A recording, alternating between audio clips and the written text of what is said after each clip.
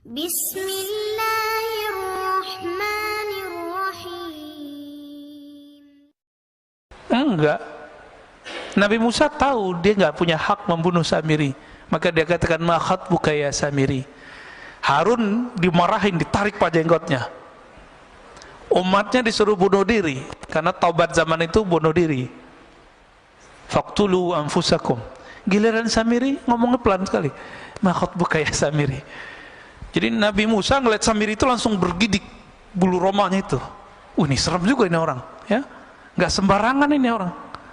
Dan beliau dapat kalam lah kira-kira, ya. Itu bukan hak, tapi haknya umat Muhammad sallallahu alaihi wasallam. Kira-kira begitu. Maka keluarlah kalam ma khatbuka ya Samiri. Ada apa denganmu wahai Samiri?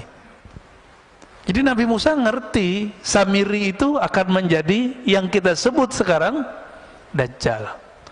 Dan yang paling unik apa? Samiri itu nama gelar, Pak. Gelar orang kampung Samara namanya Samiri.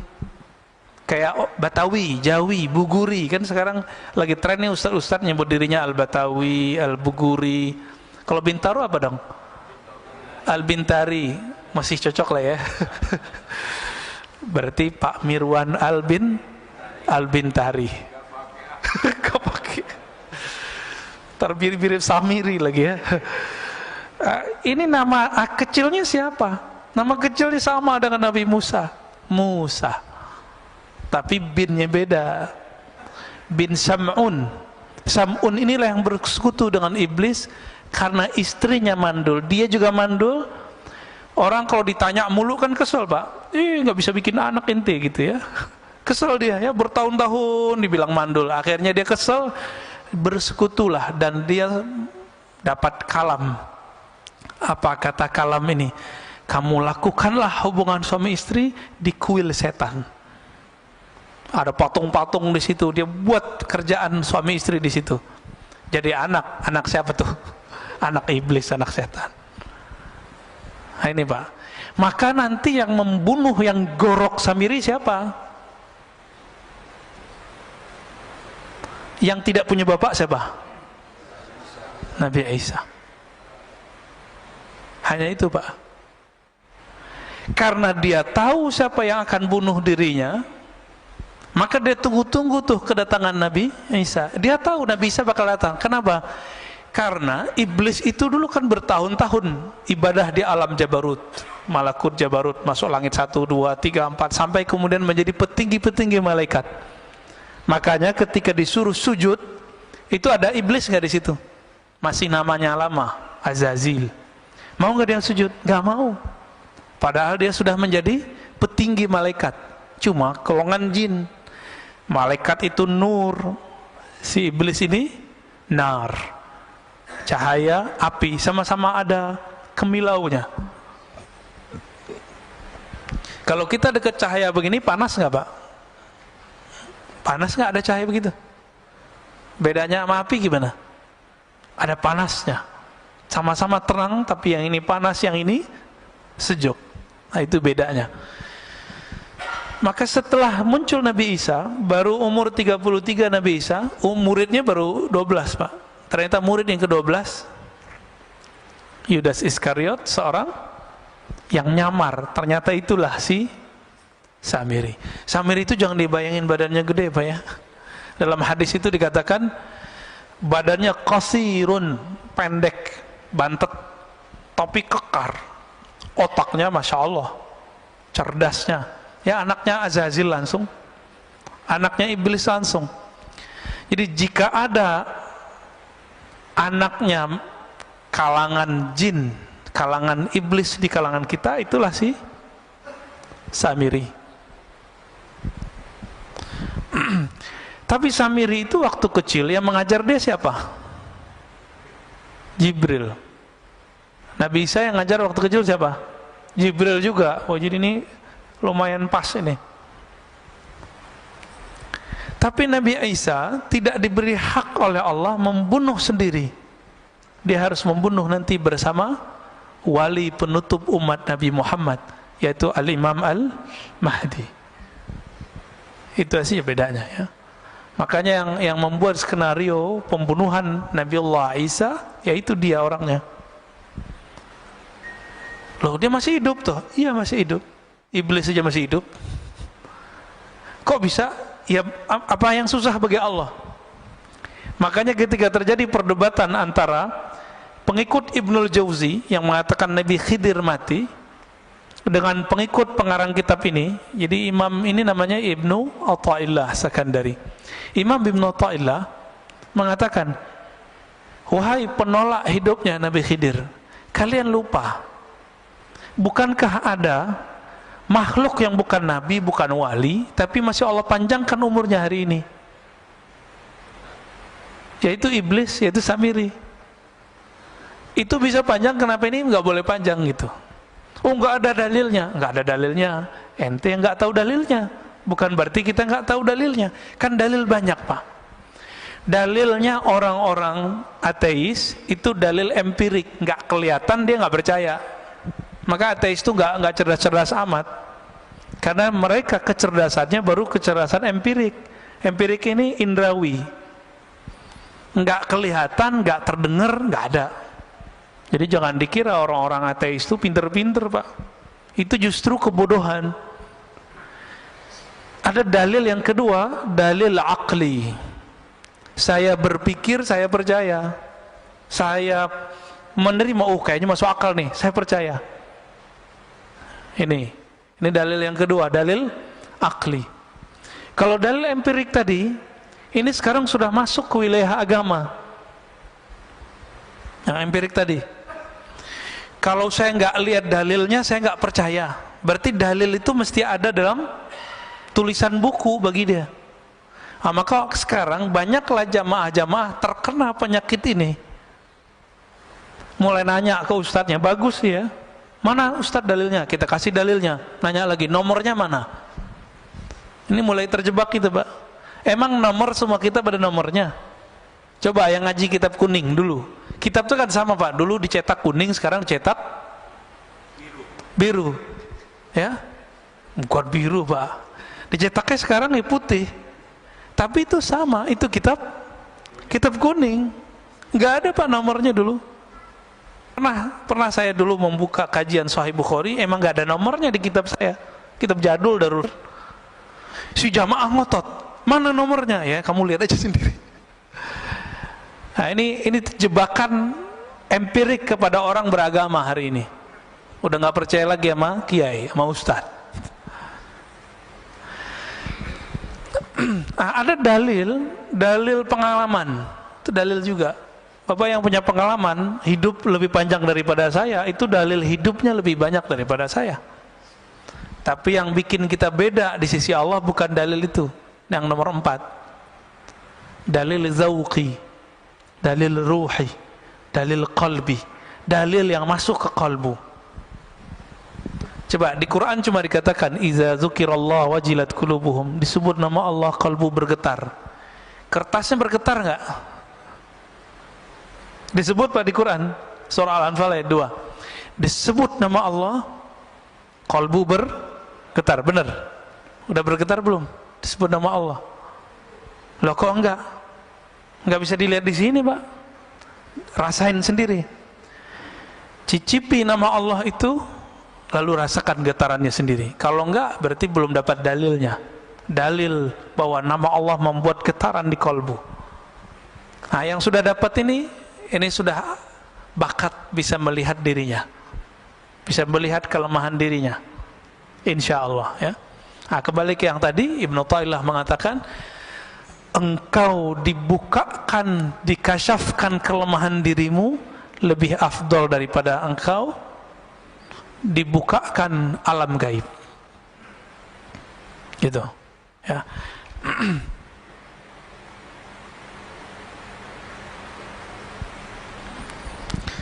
Supaya kita bisa melihat diri sendiri, gimana caranya? Supaya kita tidak terhijab oleh diri kita sendiri. Maka dalam kalam berikut beliau mengatakan, ukhruj min awsafi syariyatik, keluarlah engkau dari sifat-sifat manusiawimu. Jam segini kalau manusia sedangnya ngapain, Pak? Tidur. Nah, itu keluar dari sifat itu. Ngapain? Kalau nggak ta'lim, zikir. Kalau nggak taklim, zikir. Udah itu aja Pak. Cobain zikir setiap ba'da subuh sampai sebelum terbit matahari. 40 hari aja. Itu kolbunya bercahaya itu Pak. Hidupnya akan lebih terasa bermakna. Tapi belum pernah nyoba kan? Nah itu masalahnya. 40 hari aja. Sayyidina Umar ada masalah 40 hari, 40 hari, 40 hari begitu. Nabi Muhammad SAW ketika beliau berkhalwat di Gua Hira beruzlah itu juga sama 40 hari. Nabi Yunus di perut ikan 40 hari. Nabi Adam sujud 40 hari. Semuanya 40 hari Pak. Maka hadisnya orang yang salat subuh ya, man shallal fajra, orang yang salat subuh, atau ya man shalla arba'ina sabahan, yang salat 40 kali subuh ma'al imam. Di riwayat Imam Tirmizi itu ada mendapatkan takbiratul ula, mendapatkan takbir pertamanya imam. Berarti dia bukan enggak terburu-buru ya. Maka setelah 40 hari azharallahu ya nabi al-hikmah min qalbihi ala lisani. Allah akan pancarkan dari kolbunya ada hikmah, memancar dari kolbu, tumpah ruah lewat mulutnya. Coba Pak amalkan itu, coba sekali aja deh.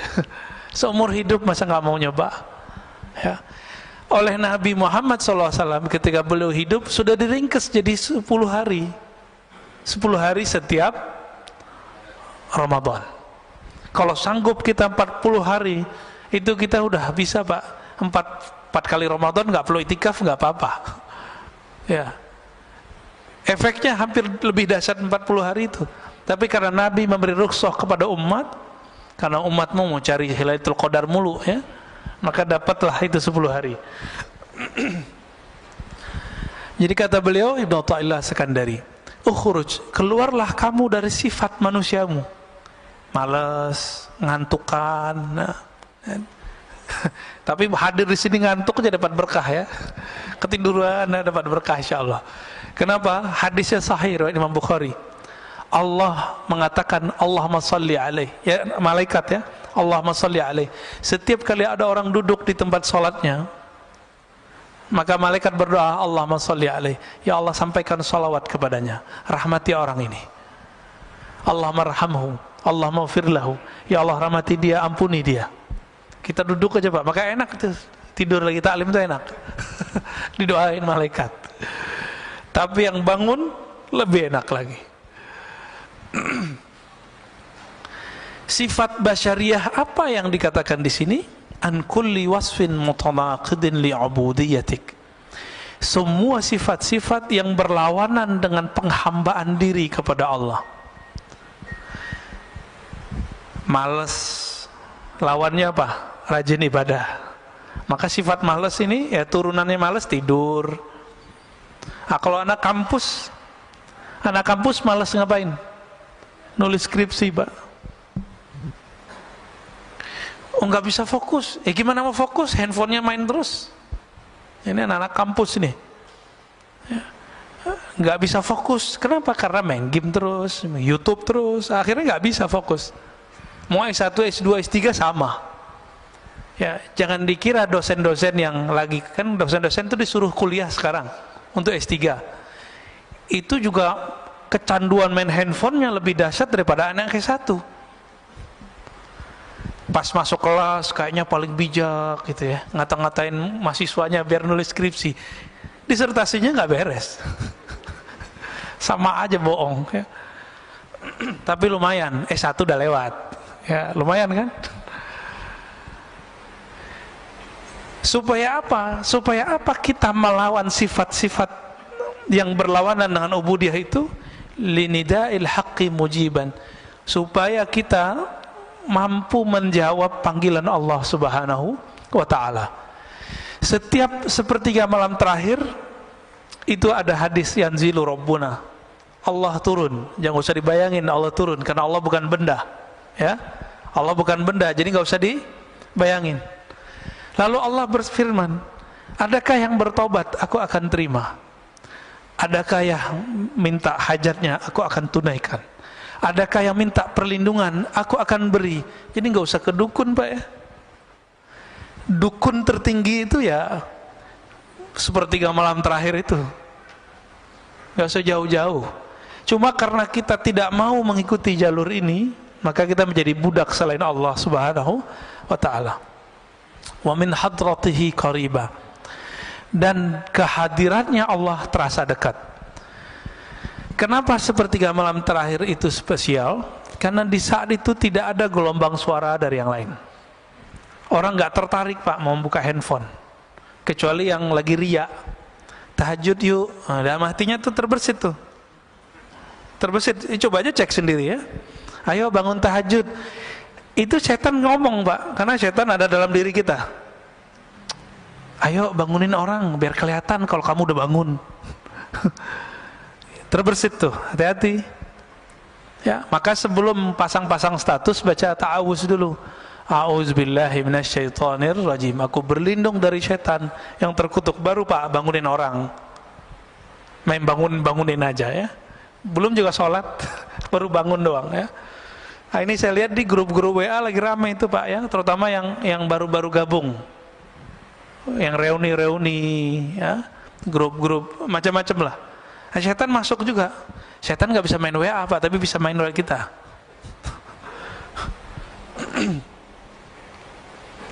Bagian terakhir ya.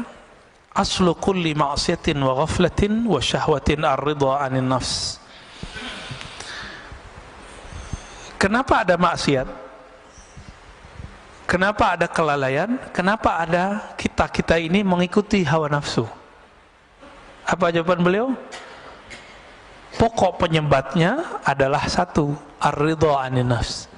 Kita meridhoi kehendak diri, kehendak nafs, hawa nafsu. Contohnya nih, kalau melihat yang bening-bening itu nafs bukan? Benar ya? Kita membiarkan mata kita terpapar, Pak. Ya sama aja, mau ustadz ke ustadz sama aja. Pendeta nggak pendeta sama, Pak. Biksu nggak biksu sama. Mau dia vegetarian, mau dia makan daging sama. Jadi jangan dikira orang vegetarian nafsunya rendah, enggak. Orang nggak bernafsu ya nggak makan. Yang nggak makan gimana tuh? Ya puasa terus dia tiap hari. Tapi tunggu dulu, kalau puasanya puasa Daud, itu nafsunya masih bisa besar, Pak. Makanya Nabiullah Daud istrinya 100. Gundiknya kita nggak tahu berapa. Kan raja. Istri resminya berapa? 100. Budak-budaknya lebih banyak. Nabiullah Daud. Itu puasa Daud loh. Jadi beberapa kiai di Jawa itu menemukan ternyata obat kuat alami itu namanya puasa Daud. Jadi kalau cuma puasa Daud itu bukan melemahkan syahwat, justru syahwatnya tambah kenceng ntar. Ya. Nabi Daud karena tahu dia tambah kenceng, ini ya nikah lagi. Coba kita kan di Indonesia susah mau nikah lagi, Pak. Curhat curcol ya. Itu Pak Mirwan tuh yang curcol tuh, bukan saya ya.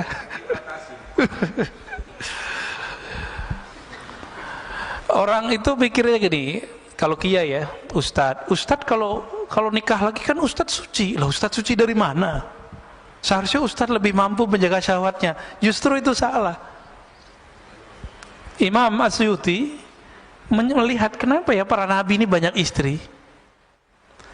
Imam Asyuti mengatakan dalam syarah beliau dalam hadis Nasai, karena para nabi itu beban rohaninya berat, Pak. Dan pengalaman rohaninya jika itu datang, yang mampu menawar rasa itu cuma menikah. Nah, Nabi Muhammad itu seharusnya kan boleh nikah 100 Nabi Muhammad. Tapi beliau mendiskon dirinya sendiri. Seharusnya beliau boleh menikah seperti Nabi Sulaiman, 400 Pak istrinya Nabi Sulaiman. Hadisnya sahih itu. Ada di hadis sahih, ada di Bible.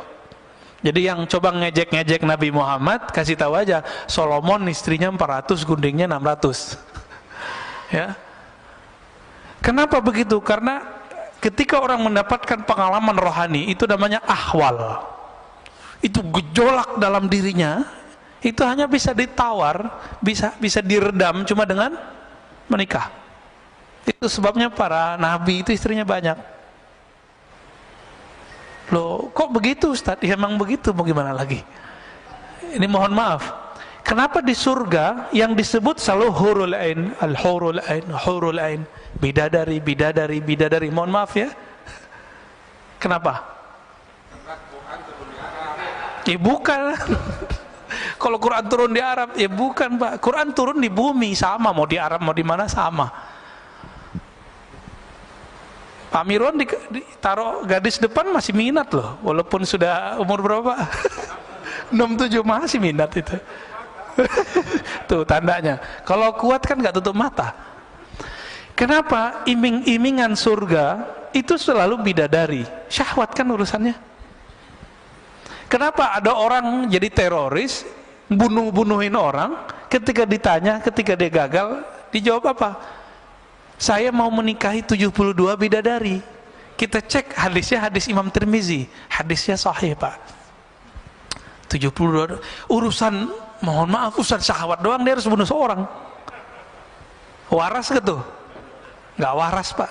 Maka kadang-kadang orang beragama kalau caranya tidak benar, jadi nggak waras.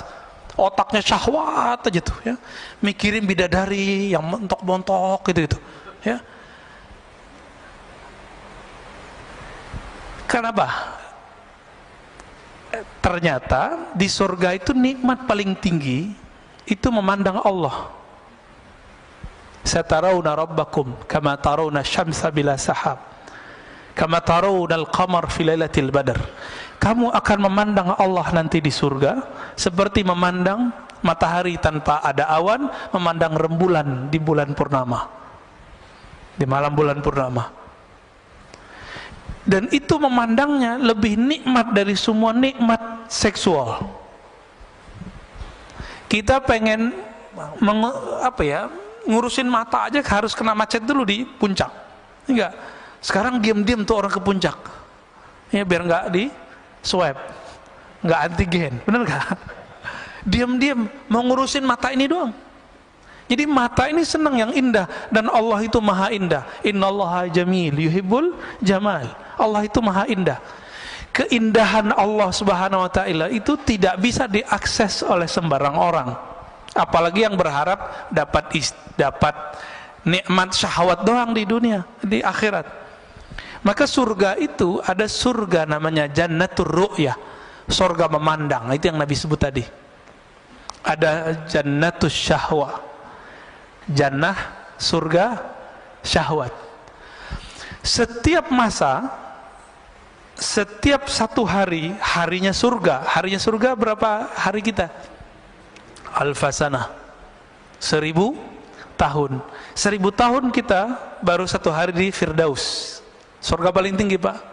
Itu mereka setiap hari mampu melihat Allah subhanahu wa ta'ala, diizinin sekali.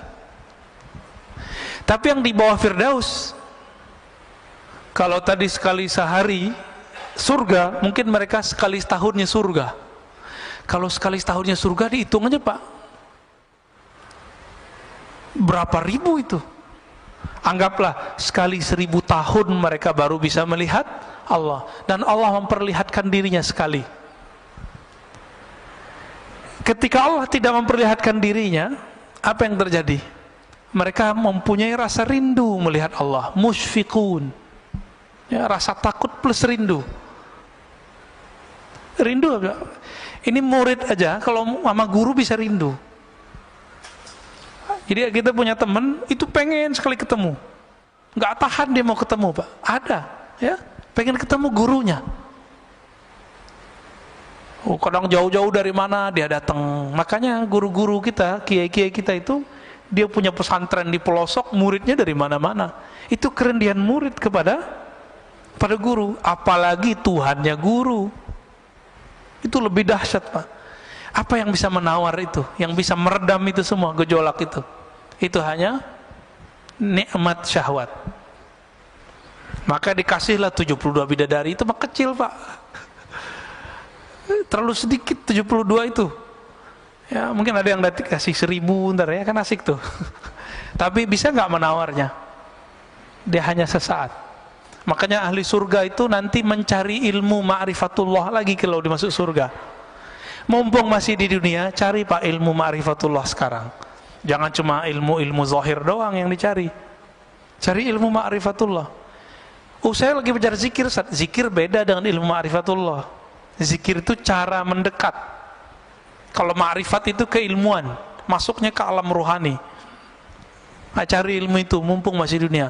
Tapi hati-hati, sekarang di YouTube banyak yang begitu, nggak usah dipercaya, ya. Sekarang di YouTube tuh banyak yang ngaku-ngaku kajian-kajian ini, kajian Nur Muhammad, kajian, ada yang benar, ada yang enggak, Pak, ya. Kajian rasa, ijazah zikir, ini di mana-mana. Ini bulan ini memang saya berkali-kali, karena kita dengar, kita lihat ada orang ngamalin ijazah zikir dalam YouTube, sekarang sudah menjadi gila. Nggak jelas Pak untuk ujungnya kemana. Ya, ada yang udah mati juga ada. Ya, nauzubillah min dzalik. Jadi orang waras lebih enak ya. Zikir kalau nggak ketemu sama gurunya nggak usah diamalin. Saya bisa download Ustaz, ya nggak usah, biarin itu. Harus ketemu gurunya, dapat ijazahnya. Kalau nggak usah diamalin, ya. Udah amalin aja yang dulu dapat. Gimana Pak Mirwan? Udah. Kita tutup dengan kalimat setelahnya, ya. Wa aslu kulli ta'atin wa yaqzatin wa 'iffatin 'adamur ridha minka anha. Adapun ketaatan asalnya bukan pada ridho pada syahwat tadi, tapi kebalikan itu, tidak meridhoi syahwat kita. Jika sepertiga malam terakhir, jangan membiarkan diri tidur. Itu yang dimaksud tidak meridhoi syahwat tidur. Kita makan nih, enak, cukup satu kali nambah lah, jangan terus nambah lagi. Nah itu sudah mulai masuk dia itu. Jangan-jangan makannya nggak pakai basmalah ya. Nanti modus, Ustadz kasihan mubazir, nah, itu lain cerita tuh ya. Mubazir kan teman setan, nah, itu lain cerita ntar. Jadi Imam Nu'ta'ilah memberikan oleh-oleh bagi kita supaya kita lebih mengenal diri, sehingga kenal Allah, maka ketahuilah aib diri. Keluarlah dari sifat-sifat manusiawi yang rendah dan kita mengambil jalan rohani yang tinggi. Dan ditutup oleh beliau bahwa ketaatan dimulai dengan tidak meridhoi hawa nafsu, sedangkan kemaksiatan, kelalaian dimulai dari meridhoi hawa nafsu. Semoga Allah membimbing kita ke jalannya. Amin ya rabbal alamin. Ada yang mau didiskusikan Pak? Pasti Pak Mirwan lagi nih. Tafadhal. Bismillah.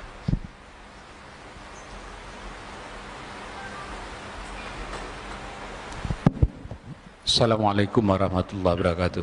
Waalaikumsalam warahmatullahi. Tadi dikatakan bahwa Musa Samiri, Musa bin Sam'un As-Samiri. Musa Samiri itu sekarang pun sudah ada. Kita semuanya menganggap Musa Samiri itu waktu zaman Nabi Musa aja, habis itu sudah tidak. Ya, ya. Kalau itu yang terjadi, berarti Dajjal pun demikian. Dajjal pun dari dulu sampai sekarang juga udah ada, bukan kita menunggu Dajjal. Ya, di Indonesia pun banyak Dajjalnya. Ya, nggak usah saya sebutkan satu-satu, nanti rame. Jadi saya kira ngapain nunggu-nunggu Dajjal datang nanti? Dajjal sekarang aja kita basmi. Demikian, assalamualaikum warahmatullahi wabarakatuh. Iya, Samiri itu ya Dajjal Pak. Jadi ada Dajjal yang teri, ada Dajjal yang kubro, yang asli itu Samiri. Sahabat-sahabat Nabi beberapa diizinkan oleh Rasulullah untuk bertemu. Bahkan ada yang dia lagi berlayar terdampar di satu pulau. Itu Tamim Ad-Dari, ketemu dengan Dajjal As-Samiri. Di satu pulau yang mana kita nggak tahu Pak. Kan katanya bukan pulau Seribu Pak. Apa segitiga Bermuda apa ya, wallahu alam, kita kan nggak ngerti, itu urusan Allah lah ya. Jangan berspekulasi. Mungkin itu salah satu pulau-pulaunya, tapi itu bukan satu-satunya ya. Lalu ada Dajjal yang artinya maknawi. Apa kata Nabi? Setelahku La nabiyya ba'di, tidak ada lagi nabi. Tapi akan muncul salasuna dajjalun, muncul 30 dajjal. Jadi Nabi kasih angka 30. Itu yang gede-gede itu. Yang pokok-pokoknya aja. Mulai dari Musailamah al-Kazzab. Namanya Kazzab. Kazzab Dajjal sama artinya. Jadi Musailamah al-Kazzab itu ngaku dapat wahyu. Jadi ternyata nabi-nabi palsu ini juga dapat kasyaf dia. Ada yang masuk ke dalam dirinya. Hati-hati Pak ya. Yang dapat bisikan-bisikan belum tentu dari Allah tuh ya. Siapa tahu dari iblis ya. Karena tadi iblis Azazil ini punya ring satu tadi, sekitar 70-an ribu, itu datang kepada calon-calon wali, membisikkan kalam-kalam yang dulu iblis dapatkan sama saya masih menjadi malaikat, menjadi bagian dari malaikat. Jadi iblis itu mempunyai memori takdir. Itulah yang diceritakan kepada dajjal-dajjal teri itu. Makanya kalamnya pengikut-pengikut dajjal yang ini persis seperti yang terjadi. Dia bilang akan terjadi, ini kejadian Pak. Karena itu memori lama yang dia dapatkan dari Azazil. Gitu ya. Ya mirip-mirip kayak nabi, tapi nabi palsu. Nabinya iblis. Wali, tapi bukan waliur rahman, tapi wali syaitan. Ya. Jadi nggak usah kita membasminya pakai apa Pak? Karena dia masuk lewat intelektual, kita masuk lewat intelektual. Dia mau membongkar iman, maka kita pertahankan iman. Nggak perlu kita bunuh Pak dia ya. Itu Pak Mirwan aja yang ngurus start. Ya, tafadhol. Ada lagi?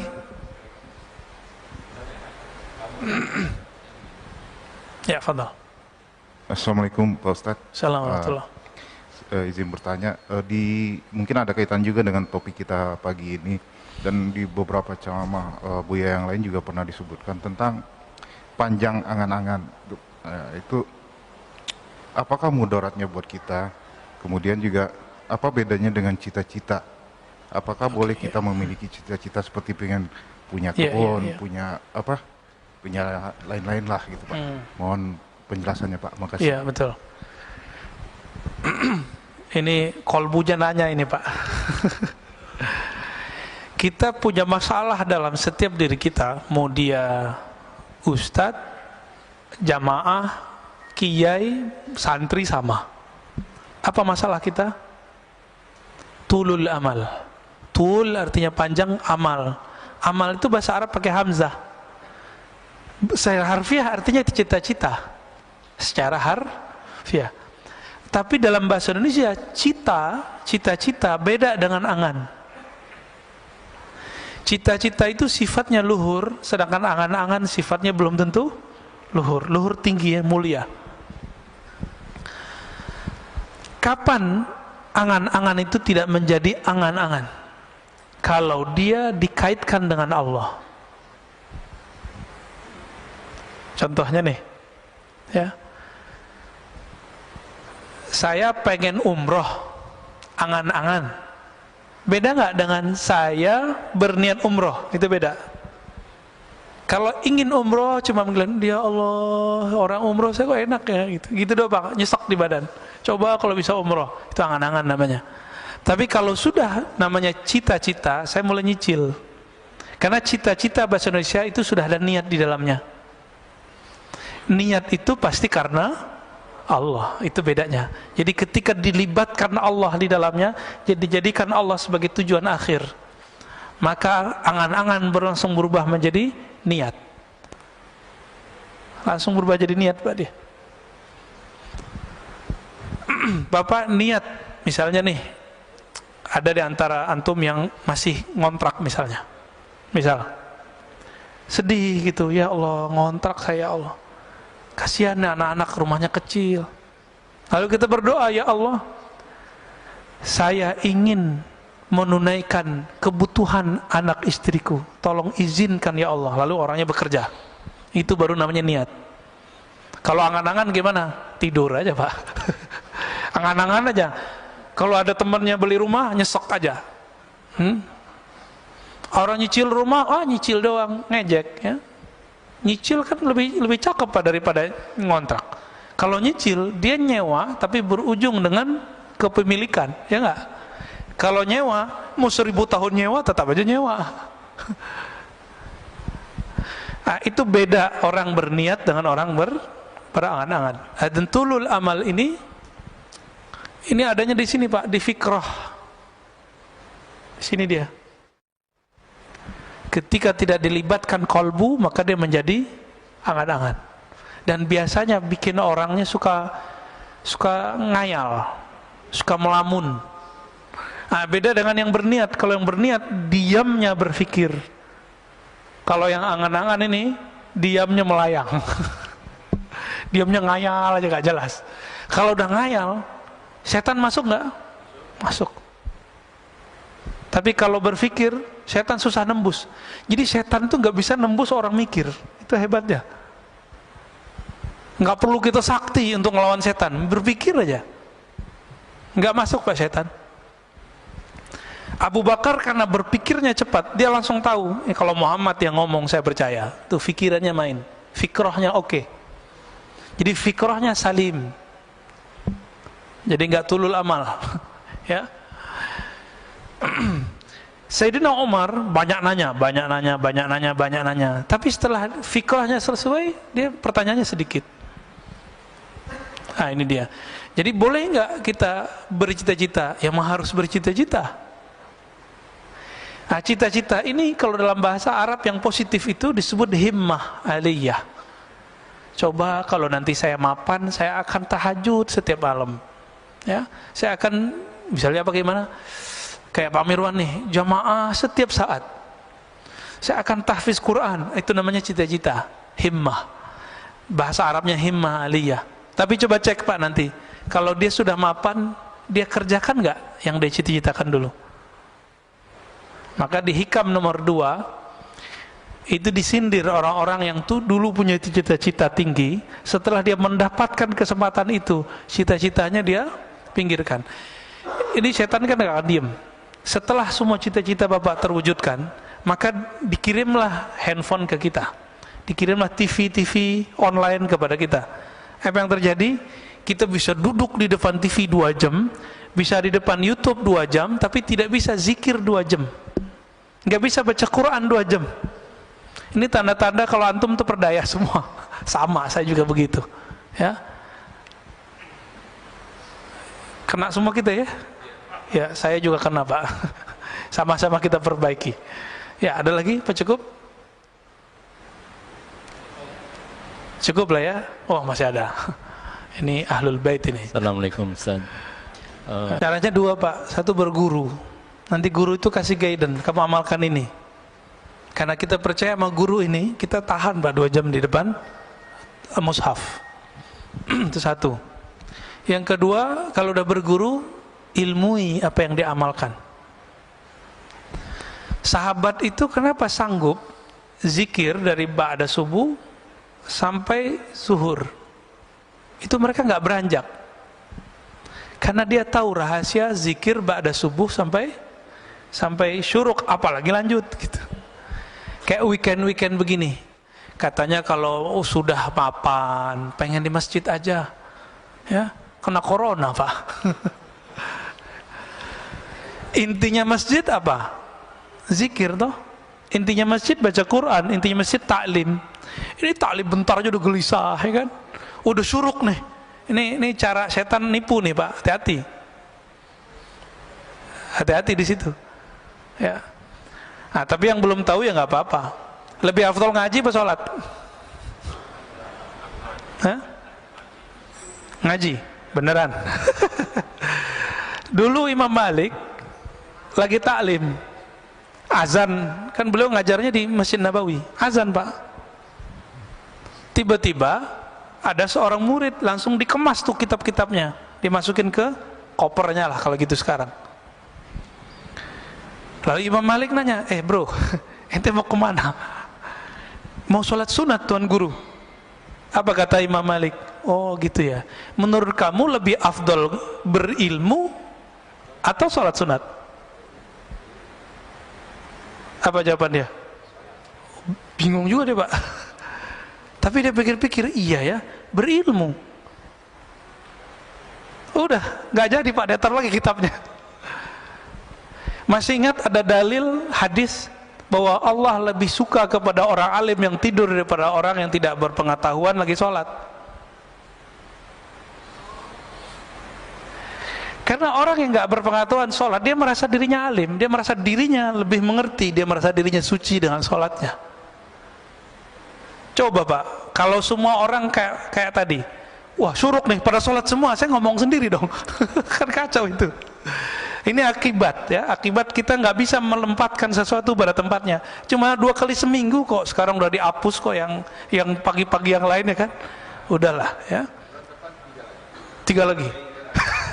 Udah Pak, kalau nggak ada nggak usah ditahan Pak.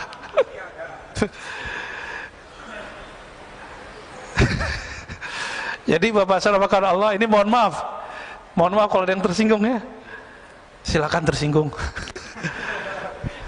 Kalau ada taklim, siapapun yang taklim, suka nggak suka, nyaman nggak nyaman, duduk aja. Antum dapat berkahnya lebih afdol dari 100 rakaat sholat kita Pak. Dalilnya ada di Sunan Ibnu Majah, hadisnya hasan. Dan Imam Syafi'i mengatakan begitu juga, aku mempelajari 1 bab ilmu lebih aku sukai daripada sholat 100 rakaat. Kalau di hadis Ibnu Majah 1000 rakaat. Itu sebenarnya angka-angka aja. Kalau wali Allah sholat karena dia sholat dengan ilmu, itu lebih afdol dari 1.000.000 rakaat orang awam. Itu kan angka-angka aja. Maksudnya gimana? Kalau orang berilmu, ya Allah pandang kalbunya Pak. Wah, kalbunya mau dengar nih. Antum kalau mau dengar orang berarti sudah merendahkan diri kan? Berarti waduh, Allah pandang Pak. Kalau udah nggak mau dengar orang, Allah pandang nggak sholat kita? Nggak dipandang sholat kita. Makanya kalau isya itu ya, kita kalau taklim ba'da maghrib sampai isya, kita lagi ngaji dia langsung sholat Pak masuk. Dia nggak tahu adabnya. Ini kita kasih tahu adabnya. Kalau kita masuk ke satu masjid, orang lagi taklim, cukup istighfar, salawat, duduk. Istighfar minta ampun, ya Allah saya masuk masjidmu tidak sholat. Kenapa? Ilmumu lagi ditebar. Kita minta izin duduk. Duduk langsung. Itu lebih afdol daripada sholat tahiyatul masjid di 100 masjid. Gitu. Jadi benar Pak. Ya. Karena yang Allah pandang selalu qalbu, bukan gerak fisik. Innallaha yanzuru ila qulubikum. Allah pandang qalbumu, bukan fisikmu.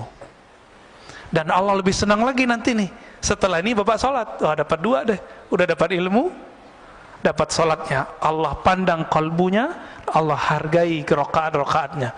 Semoga kita pagi ini diberkahi oleh Allah. Semoga Allah angkat derajat siapapun yang hadir hari ini. Allah pandang kita meskipun kita tidak beramal banyak. Allahumma rfa' darajatana bi'ilmik. Ya Allah angkat qalbu kami, hati kami, ruh kami dengan ilmu mengenal Engkau. Rabbana atina fid dunya hasanah wa fil akhirati hasanah wa qina adzabannar. Berikan kami kebahagiaan di dunia ya Allah dan kebahagiaan memandang-Mu di akhirat ya Allah. Wa sallallahu ala sayyidina Muhammad walhamdulillah rabbil alamin. Assalamualaikum warahmatullahi wabarakatuh.